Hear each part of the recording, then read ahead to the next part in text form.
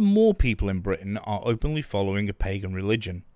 Of these ancient earth-based religions, from the Celtic traditions to those of the Nordic lands, most were practised here in Britain before the introduction of Christianity wiped them from the shores of Albion. The tales of St. Patrick and St. George tell of the banishing of snakes and slaying of dragons, when in fact the banishing and slaying was of the pagan people. Yet still to this day the symbolism and practices of these old religions can be found in the most unlikely of places. From Christmas trees to Easter eggs, to dancing around the maypole, all have their roots firmly in the pre-Christian pagan religions. Images of pagan gods were taken by the church and turned into symbols of evil. People who defied the church and continued to practice these religions were persecuted. And sadly, this prejudice continues in modern-day Britain.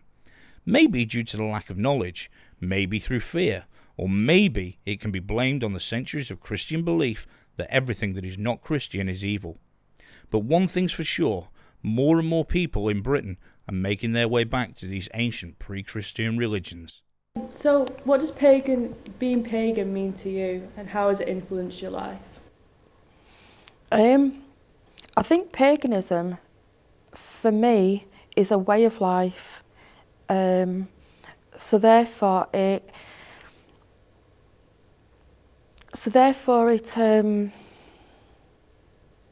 affects everything I do. I mean, the social aspect of it, the spiritual aspect of it. There's always somebody there to help, spiritually, emotionally. Today is the first day of spring when snowdrops and flowers start to show themselves above the soil for the first time. Today we give thanks to Bridget, but she was known by many names. We have all had a very busy over the last hour, clearing the well of the dead leaves and twigs, clearing the branches that surround and hide here well. And then, once we're happy with it, we have placed flowers to show that the goddess of healing, that we are healing here.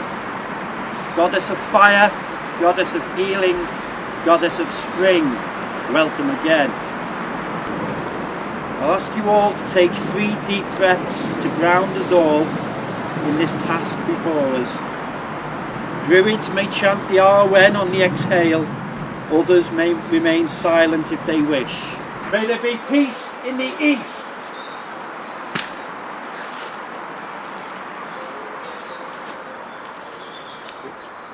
May there be peace in the south.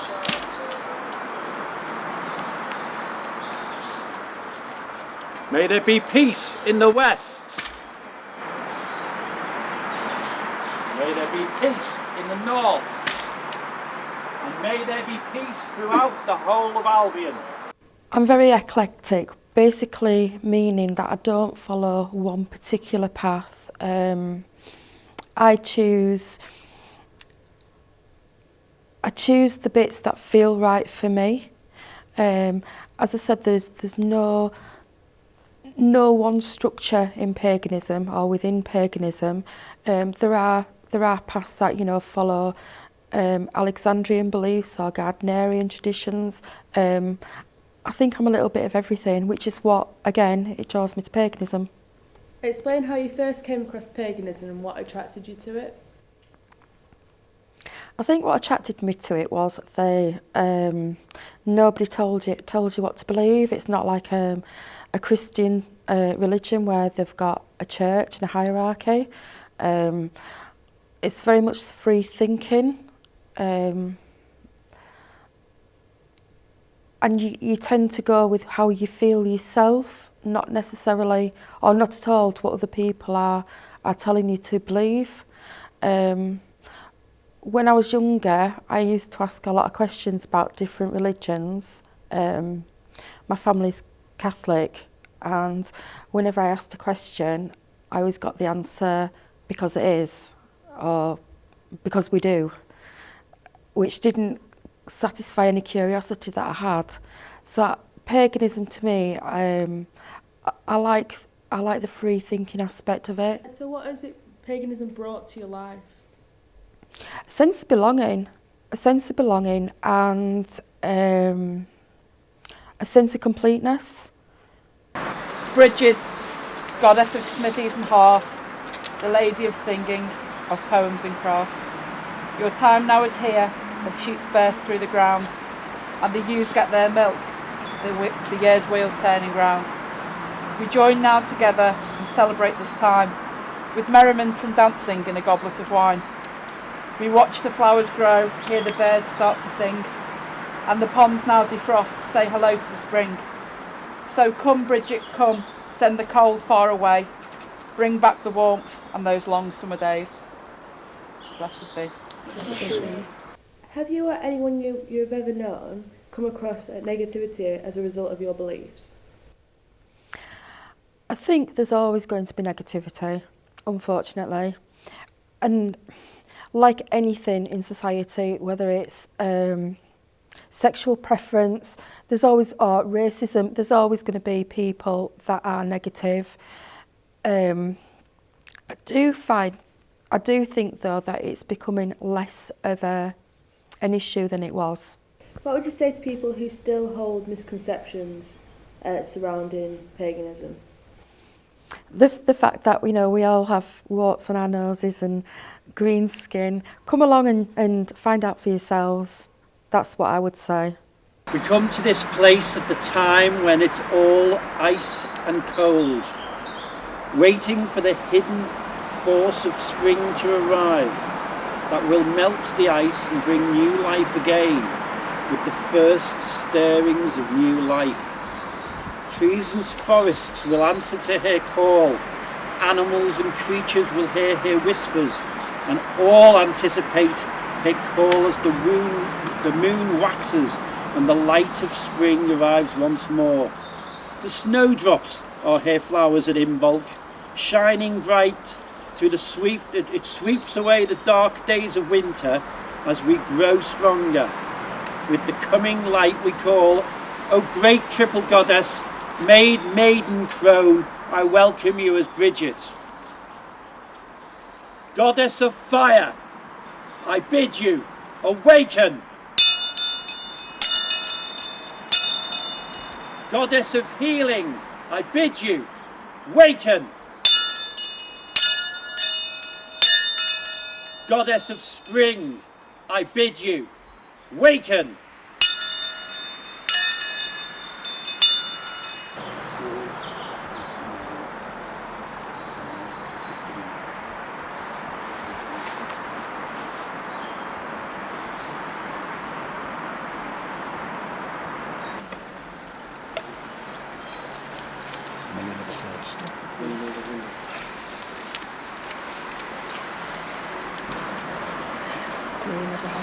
Blessed be.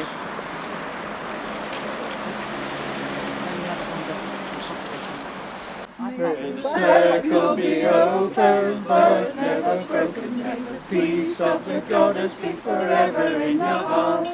Mary meets and Mary parts, and Mary meets again. You organise a local moot. Can you explain to us a little more about what it is and what it means to the pagan community? Yeah, a moot basically in pagan terms is a meeting or a gathering of people. The moot that I run, we're open to lots of different paths within paganism. Different moots offer different things, and I think when a person goes to a moot, they're looking for something in particular. It could be more of a social moot, where it's just a group of like-minded people getting together and having a conversation. Then you get moots as well that,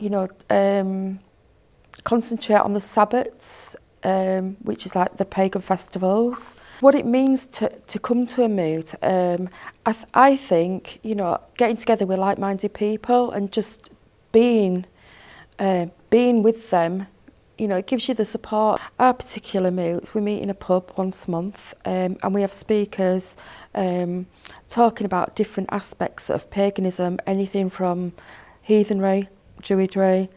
We do different workshops, like crystal workshops or wand making, that kind of thing. Perhaps the easiest thing is for me to talk about where I'm coming from with it and how I got into it and so on. I guess years ago, back in the day, I was a punk rocker, and and into kind of alternative culture, and kind of an angry young man, if you like, wanting to change the world around me. And I guess as I got older, I kind of realised I was just kind of, I was just angry, and I was just angry at myself, and I was harming myself in lots of ways with that anger, and it was going nowhere.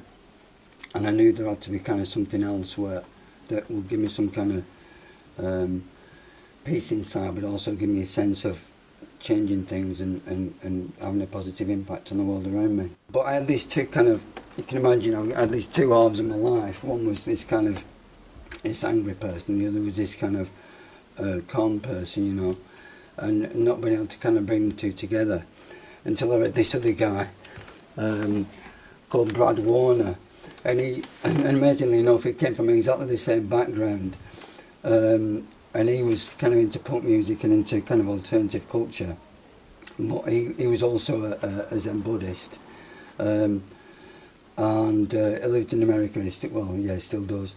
And he kind of brought the two together, brought the two cultures together, and said, well, it is the same thing, because it was about seeing things differently and challenging the world around you. So it's similar in lots of ways, even though one was about using kind of music and noise and kind of aggression about, you know, injustices all the world around you.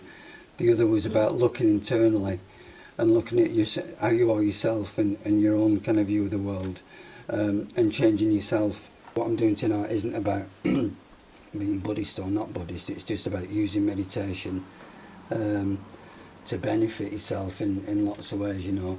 Helps you think more clearly, helps your mind settle, you know, and there's loads of physical benefits from it as well, if you do it regularly.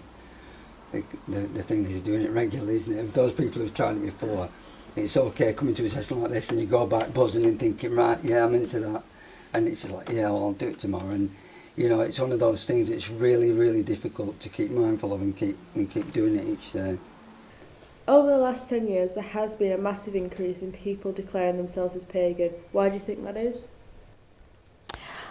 I think because of the time-lapsed, you know, we're into our third, fourth generation of pagans, open pagans. I think the way that the society has moved on, as a whole, we're generally a lot more accepting. There's this kind of temptation to think, am I doing it right? I'm doing it right all the time, and I'm sure you'll probably get that. And I think the thing to say about that is there isn't a right way, and if you've not done it before, you're not just going to do it tonight and reach enlightenment in half an hour. You know, that's not going to happen. The Buddhist master described it as being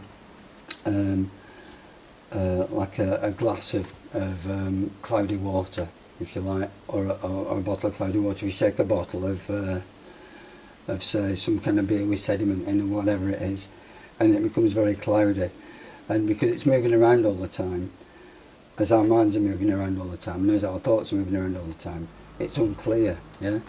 So you can't see anything clearly. But what meditation does is you stop, and it gradually starts to clear, so you can see things more clearly, yeah? So you're not affected by anger, and you're not affected by those negative emotions that would normally impact on your everyday response to things. With the recent acceptance of Druidry as a recognised religion in the UK, what are your hopes for paganism in the future? The fact that Druidry is now a recognised religion has got to be a positive thing for all pagans. Maybe it's just set the way forward for other types of pagan religions to be widely accepted by all people. Right, so we'll have a go. So, if you get yourself comfortable, what I'm going to do is, if you get your feet kind of parallel to your shoulders, okay, rest your hands in your lap, okay, you just get your back straight.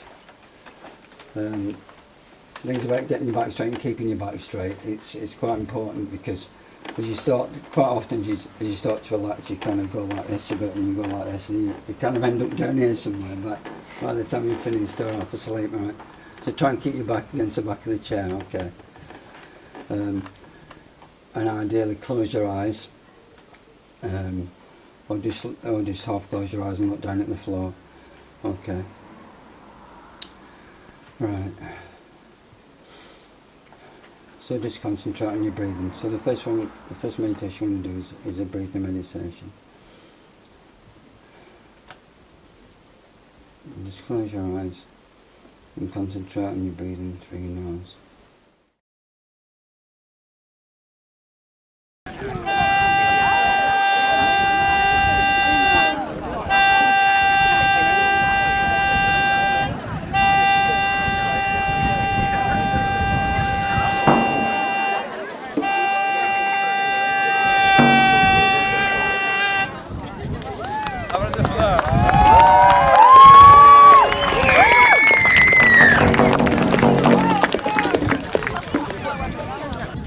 Welcome to Beltane at Thornborough Henge 2013. Last year, you can stop now. Last year voted Britain's premier event for people who enjoy dressing up their dogs. Beltane, for anyone who doesn't know, is the Celtic fire festival that celebrates the beginning of summer.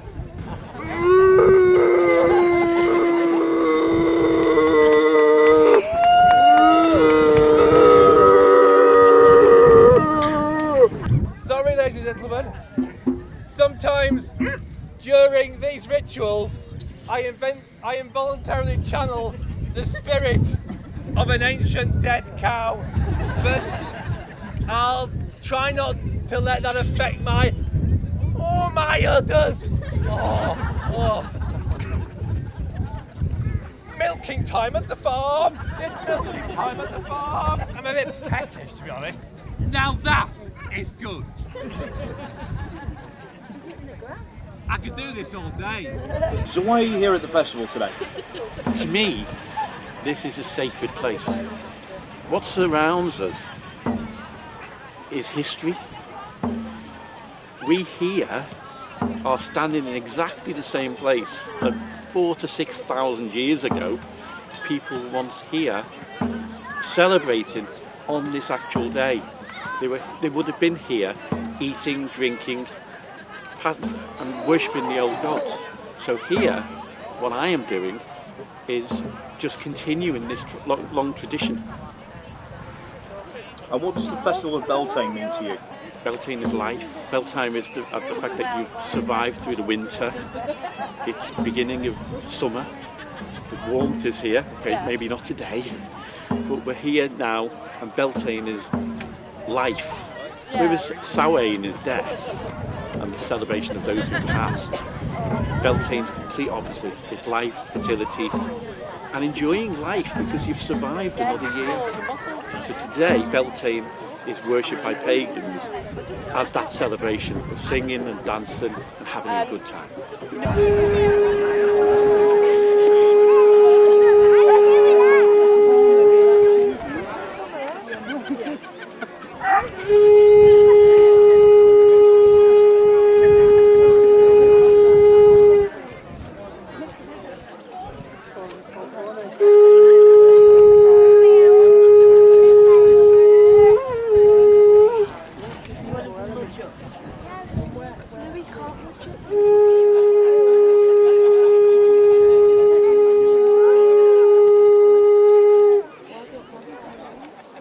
Right, this is a druidic opening.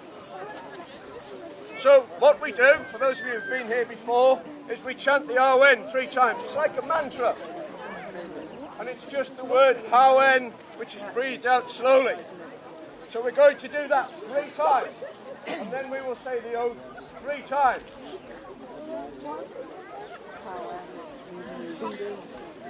With me.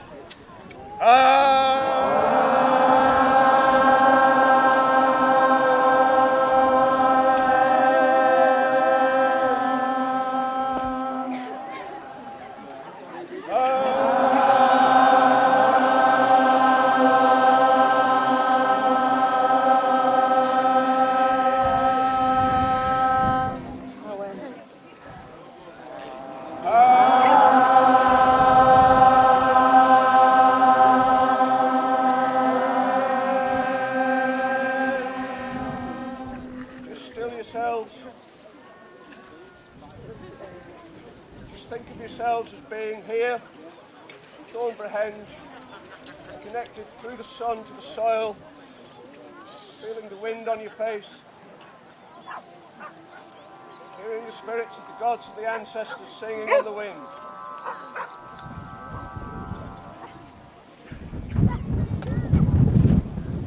Think of yourself being part of something much greater than this moment in time. Part of the ancestors, part of those who are yet to come.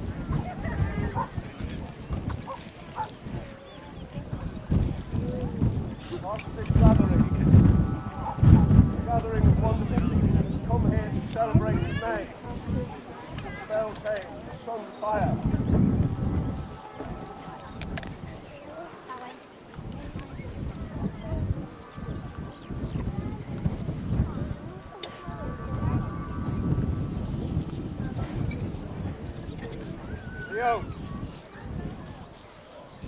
Repeat after me. We swear! We swear! In peace and love to stand! In peace and love to stand! Heart to heart! Heart to heart! And hand in hand! And hand in hand! Hark, O Spirit! Hark, O Spirit! And hear us now! And hear us now! Reciting this! Reciting this! Our sacred vow! Our sacred vow! Why are you here at the festival today? For Beltane, we've got spring now. The summer's coming and the sun's here. It's just a wonderful place to be. And I've been coming here for several years now, twice a year, at the different quarter festivals. And what does the festival of Beltane actually mean to you? It's the beginning of spring. Well, it's a bit later, you know, we're a bit later than that, but it's a turning of the seasons. It's one of the equal seasons. The turning around when people started getting their first seeds done and it goes back to old agricultural practices, which they're all basically excuses to have good parties. If we didn't have a midwinter party, it'd be miserable. And at summertime you feel great, and then the autumn one, when the first fruits come, you can have your first apples. We used to be seasonal, we're not anymore. We get stuff from all over the world. We need to go back to some of these earlier times, so you appreciate when things appear. The first spring, you know, the first wheat, the first grapes, the first flowers. I mean, there's daffodils growing all over the place and all these other things. That's what it's all about.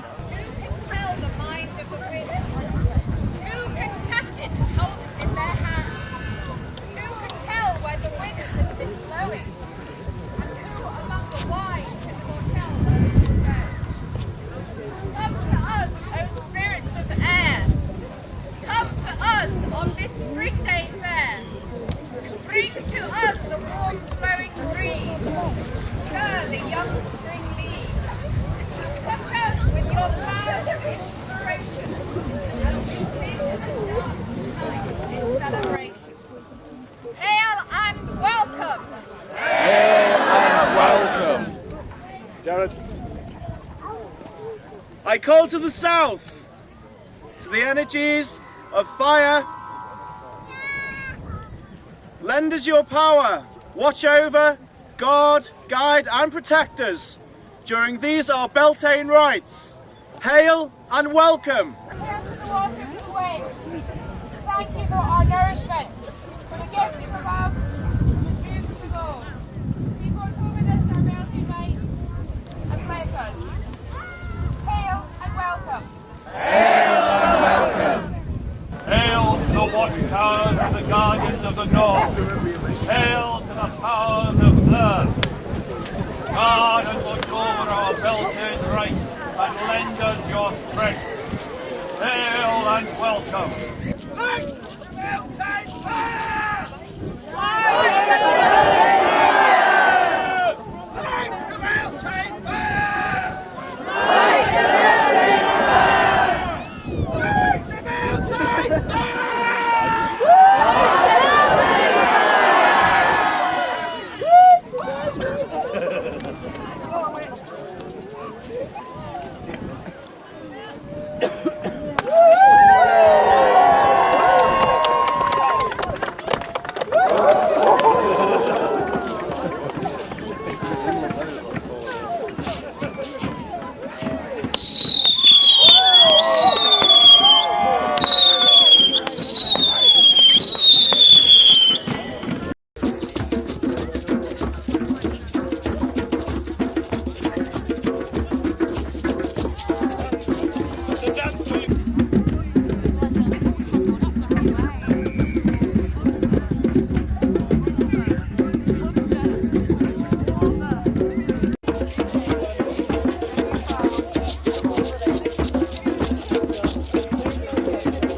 why are you here at the festival today? We're here to celebrate Beltane with everybody else. And what does the Beltane Festival mean to you? It's a celebration at this particular time of year for hormones and the rights, the rights and all that type of thing. And it's nice being with like-minded people, surrounded with like-minded people.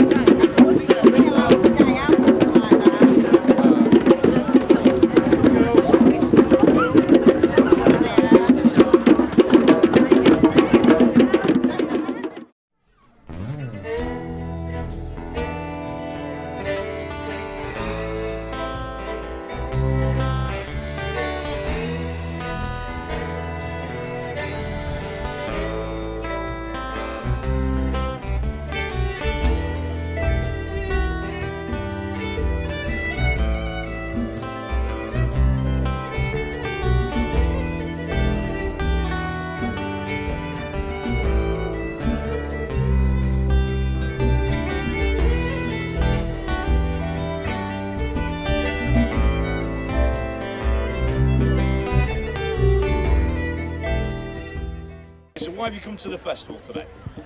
I go to Beltane every year and it's awesome, and I get to see like Bard and everybody who I don't see all the rest of the year, and we get drunk. It's good. So what does the festival of Beltane mean to you? It's we get to meet random guys like I forgot your name. Bernard here. Meaningful new friendships. You meet loads of new people. Yeah, it's awesome, dude. And you get, as I say, it's like a massive family who you don't really know. I came that here well. to drink mead and Hockey's. I got hockey's in here. Yeah, it's good. It's good meat. Hockey's meat. Let's drink some. All right, let's drink some. Cheers. Skull. Hockey's meat. Anyway, I have some fantastic adventures to go on, so I bid you farewell. Excellent. Have fun. Take care. See you later.